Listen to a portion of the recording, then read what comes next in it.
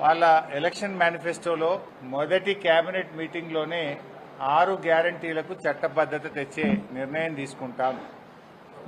మొదటి అసెంబ్లీ సమావేశాల్లోనే 6 గ్యారంటీలకు చట్టబద్ధత తెస్తామని ఎన్నికల ముందు హామీ ఇచ్చారు.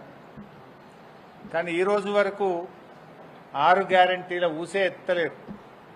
ఏది 6 గ్యారంటీలకు చట్టబద్ధత ఏమైంది నేను అడుగుతా ఉన్నా. ఇవాళ గాలి మోటార్ల తిరుగుడు, గాలి మాటలు మాట్లాడు తప్ప ఈ ప్రభుత్వానికి చిత్తశుద్ధి కరువైపోయింది. అన్ని గోబల్స్ ప్రచారానికి పాల్పడతా ఉన్నారు. ఈరోజు ఉద్యోగస్తుల విషయంలో కాంగ్రెస్ పార్టీ తన ఎలక్షన్ మేనిఫెస్టోలో అనేక హామీలు ఇచ్చింది.